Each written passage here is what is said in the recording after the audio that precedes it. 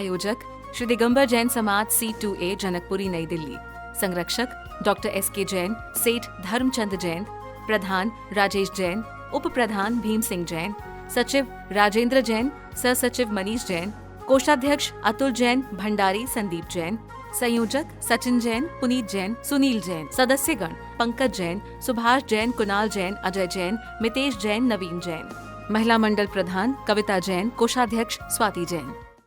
झुकता है गुरुवर मैं क्या करूं, हर पल सर झुकता है गुरुवर मैं क्या करूं। कभी तेरी वाणी कभी तेरी चर्या, रूप तेरा मुझको भा गया। जप तप करना ध्यान में रहना, तू ही मेरी है बरकत, तू ही जन्मों की दौलत। और कुछ ना जानूं बस इतना ही जानूं, तुझ में प्रभु दिखता है गुरुवर मैं क्या करूं। तुझ में प्रभु दिखता है गुरुवर मैं क्या करूं। हर पल सर झुकता है गुरुवर मैं क्या करूं। तुझ में प्रभु दिखता है गुरुवर मैं क्या करूं। गुरुवर आचार्य श्री सौभाग्य सागर जी महाराज की जय। लगभग 2 साल बाद हम सभी का अहोभाग्य परम सौभाग्य जगा कि जिन गुरु ने धर्म मार्ग पर मुझे तो चलना सिखाया, लेकिन इस अहिंसा स्थल पर जो 4 महीने का सौभाग्य हम सबको दिया, ऐसे परम पूज्य गुरुदेव सौभाग्य सागर जी महाराज आज अहिंसा स्थल पर विराजित हैं। एक दिल्ली का एक ऐतिहासिक चातुर्मास भगवान महावीर स्वामी की निश्रा में और परम पूज्य आचार्य श्री का हुआ। यह हम सबके लिए बहुत ही पावन क्षण था, बहुत ही अनमोल पल था, जिसे हम हमेशा अपनी यादों में बसाए रहे। और बहुत कोशिश के बाद आचार्य श्री के 2 चातुर्मास, एक कचनेर जी यहाँ से 3000 किलोमीटर दूर और दूसरा दिल्ली में ही जनकपुरी, लेकिन बस हमारा सौभाग्य अब जगा कि आज गुरुदेव हम सब के बीच मध्य विराजित है। मैं परम पूज्य गुरुदेव से चरणों में त्रिवार नमोस्तु करते हुए निवेदन करूँगा कि गुरुदेव हम सब अज्ञानियों को मार्ग प्रशस्त करें, हमें दिव्य देशना से अनुग्रहित करें। महानुभाव, जीवन में आपसे पूछा जाए कि सबसे बड़ी शक्ति कौन सी है, तो आप क्या जवाब देंगे? जीवन में आपसे पूछा जाए कि सबसे बड़ी शक्ति कौन सी है, सबसे ताकतवर चीज़ कौन सी है, तो क्या जवाब देंगे आप? कोई हाथी को शक्तिशाली बताता है, कोई शेर को शक्तिशाली बताता है, कोई किसी को शक्तिशाली बताता है, कोई किसी वस्तु को शक्तिशाली बताता है। लेकिन यदि जीवन में सबसे ताकतवर शक्तिशाली कोई वस्तु है तो वह है संकल्प शक्ति। क्या है? संकल्प शक्ति। यदि आपने जीवन में संकल्प कर लिया कि मुझे यह कार्य करना है, तो ऐसा कोई कार्य नहीं होगा जो आप नहीं कर सकते।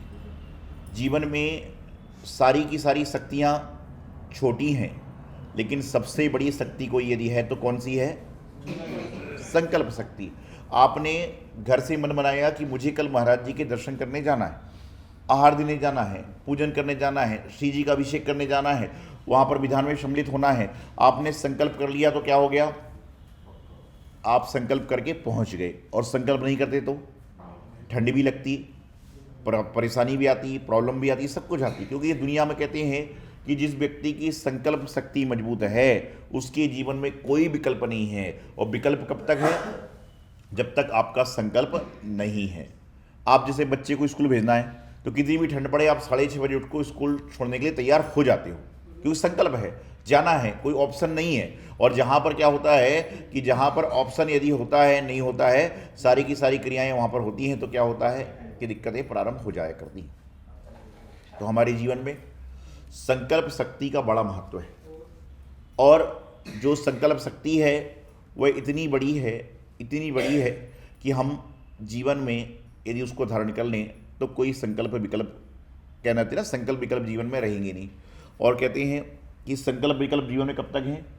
तो भजन में आप लोग बोलते हैं ना, जिया कब तक उलझेगा संसारी विकल्पों में, कितने भव बीत चुके संकल्प विकल्पों में, जिया कब तक उलझेगा संसारी विकल्पों। जिया मतलब कौन? हम स्वयं कहाँ हैं? संसार में कितने भव बीत चुके, कभी हम वो बन रहे हैं, कभी ये बन रहे हैं, कभी ये बन रहे हैं, इतने भव हमारे जीवन में बीत चुके हैं और संकल्प विकल्प हमारे जीवन में समाप्त हो ही नहीं पा रहे। आप संकल्प करिए, शुभ संकल्प करिए, अच्छे कार्य करने का संकल्प करिए, मानवतापूर्ण कार्य करने के संकल्प करिए, किसी की सेवा करने का संकल्प करना चाहिए, क्योंकि कहते हैं ना, सेवा हमारी भावना, शिक्षा हमारा नारा जहां पर हो जाता है वह देश स्वयं स्वतंत्र हो जाता है, आज़ादी में रहकर भी आज़ाद हो जाया करता है।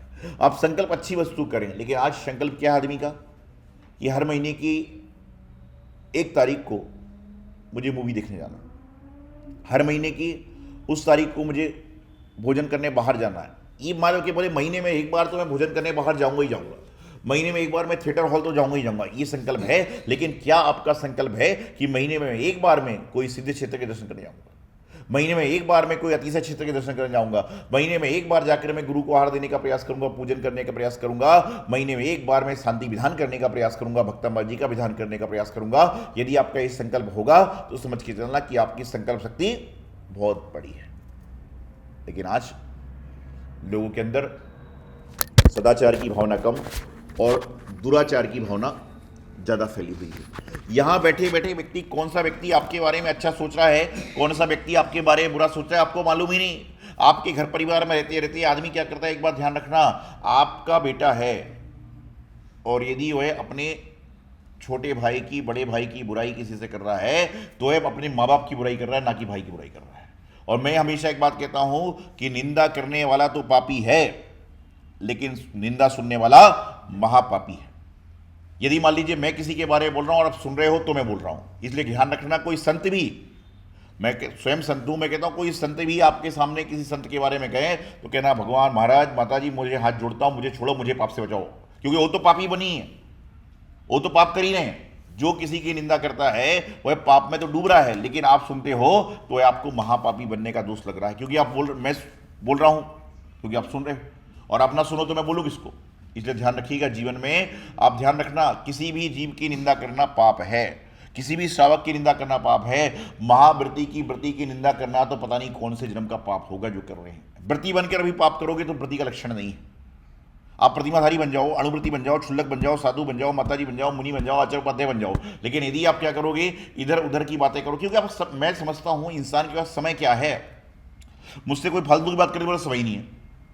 ये मुझसे कोई आकर कहे कि मैं महाराज जी वो ऐसा कर रहा हूँ, ऐसा मैं कहता हूँ ये मुझे मत सुना, क्योंकि आज तुम मेरे पास में दूसरे की चर्चा लेकर आ रहे हो और कल तुम तीसरे के पास मेरी चर्चा लेकर आओगे। ध्यान रखना, जो व्यक्ति आपके पास में किसी दूसरे के बारे में बोल रहा है, अगला नंबर आपका है, अगला नंबर आपका ही होगा। जिस प्रकार से कहते हैं कई जानवर भूख लगने पर अपनी संतान को ही खा जाते हैं, कई जानवर भूख लगने पर अपनी संतान को ही खाया जाया करते हैं, उसी स्थिति है यदि हम इस तरह की निंदाप्रद बात सुनते हैं तो हमारे जीवन में निंदा आता है। लोग कहते हैं कि आम का रस बहुत अच्छा होता है, कोई कहता आंवले का रस बहुत अच्छा होता है, कोई कहता करेले का रस बहुत अच्छा होता है, कोई किसी का रस अच्छा बताता है। लेकिन यदि पूछा जाए कि सबसे अच्छा रस कौन सा है तो हर व्यक्ति अपने अपने रस को बताएगा, हर अपने व्यक्ति अपने रस के बारे में लिख देगा। कोई करेला लिखेगा, कोई केला लिखेगा, कोई संतरा लिखेगा, कोई पाइनएप्पल लिखेगा, सब कुछ लिखेगा। लेकिन यदि सबसे ज्यादा बहुमत निकला जाए तो कौन से रस का निकलेगा? आप सब बैठे, उतने सारे लोग बैठो, सबसे कहा भाई अपने अपने फेवरेट रस का नाम लिख दो। एक हर व्यक्ति अपने अपने रस का नाम लिखेगा, ये डिफरेंट हो जाएंगे। लेकिन यदि कहा जाए कि इस दुनिया में सबसे ज्यादा लोग पसंद करते हैं तो निंदा रस को पसंद करते हैं, दूसरे की निंदा रस वाला जो स्वाद है उसको सुनने पसंद करते हैं, उसका बहुमत निकल जाएगा। केले वाले 2 लोग हैं, सेव वाले 4 लोग हैं, मौसम्बी वाले 8-10 लोग हैं, उसके हो गए, लेकिन निंदा सुनने वाले पूरी दुनिया में हैं।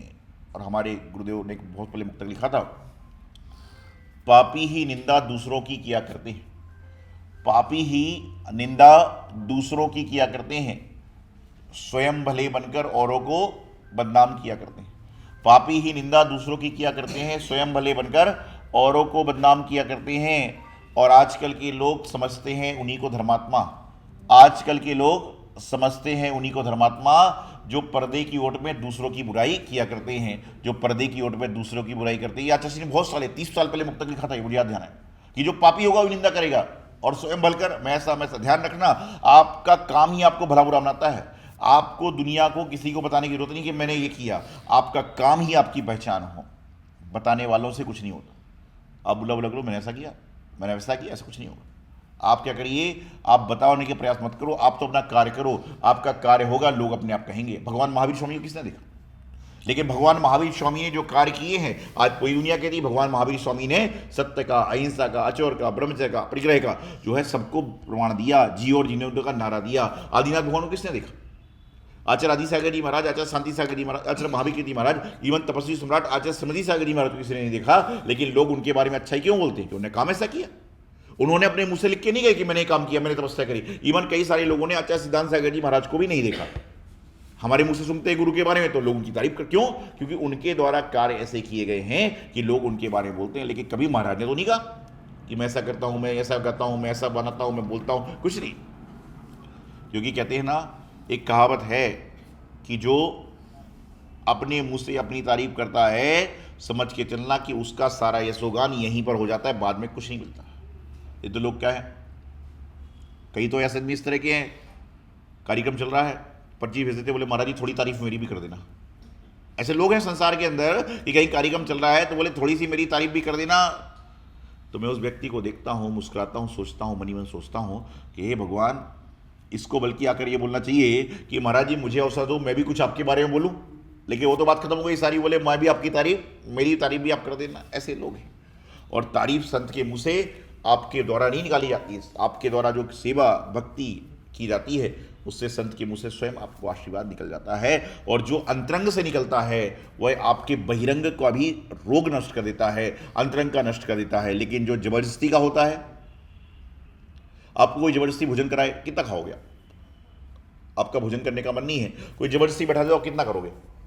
थोड़ा बहुत। और लेकिन भूख लगी है तो फिर मौका देखते हो कब बोले थाली मिले और मैं खाऊं, मौका देखते हैं कि कब थाली मिले मुझे बताओ। यदि भूख होगी तो उस समय आदमी को बिना नमक का खाना भी अच्छा लगता है, और पेट भरा होगा तो कभी भी आप देखना, नमक खाने वाला व्यक्ति, शक्कर खाने वाला व्यक्ति, जब उसके पेट में 2 रोटी चली जाती है उसके नाटकबाजी चालू करता है कि नमक नहीं है, बुरा नहीं है, खट्टा नहीं, मीठा नहीं। कभी भी अजमा लेना, मैं तो सालों से दिखते आ रहा हूं। और जब खाली पेट होगा उसका तो उस समय तो खट्टा मीठा नमकीन सब चल जाता है। जब भर गया, जब अरे तुमने ऐसा खाना बना लिया, तूने ऐसा चाय बना दी, तूने ये बना दिया, अरे तो जब से क्या पी रहा था, जब से क्या सुन रहा था।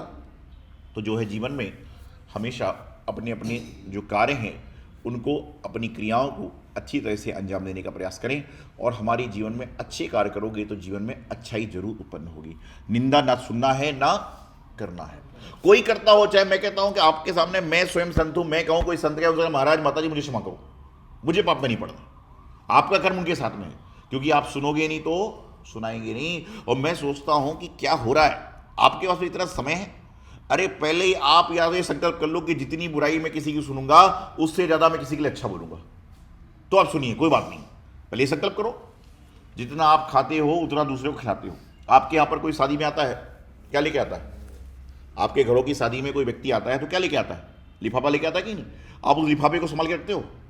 नहीं रखते हो। लेकिन उसमें जो पैसे दिए उसको कहीं ना कहीं नोट करते हो। क्यों नोट करते हो?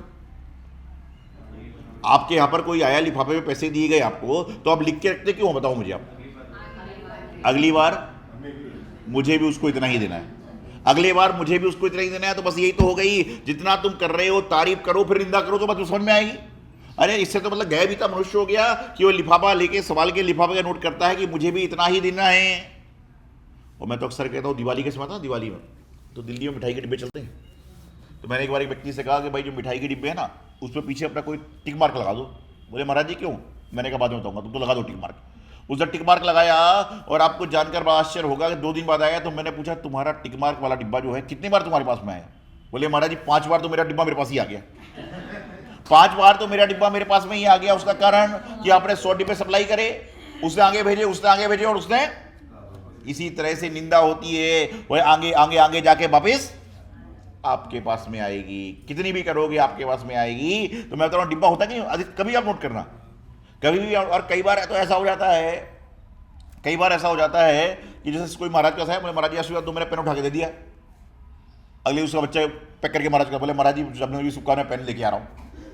कई बार ऐसा हमारे साथ ही हो जाता है कि पेन मैंने दिया, पैक करके लिख रहता है ना भाई महाराज जी फोटो होती है, भगवान की फोटो तो आ जाता है। कोई बात नहीं, बच्चा तो ना समझ होता है। तो मैं आपको बता रहा हूँ यही संसार में हो रहा है कि जो हम वस्तु किसी को देते हैं और घूम फिर कर हमारे पास में आती है। मिठाई का डिब्बा खुलता नहीं है, बदली होती रहती है, लेकिन आपको देना है, औपचारिकता निभाना है, व्यवहारिकता निभाना है, तो हम लोग करते हैं। तो इसी प्रकार से संसार की स्थिति है कि जिस प्रकार से बॉल होती है ना, टेनिस की बॉल, उसको यदि बैट से कोई जोर से मारे तो इतनी तेज से जाती है, उतनी तेज से दीवार में लगने के बाद वापस आती है। दीवार पे बहुत जोर से फेंक के मारो, बैट में लगाओ, ऐसी दीवार में फेंक के बॉल मारो तो क्या होगा?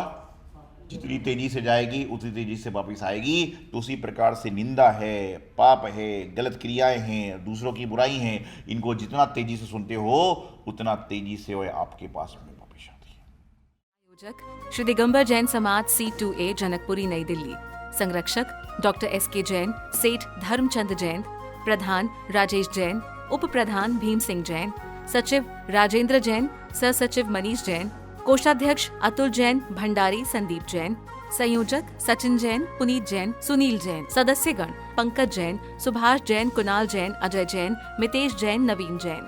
महिला मंडल प्रधान कविता जैन, कोषाध्यक्ष स्वाति जैन।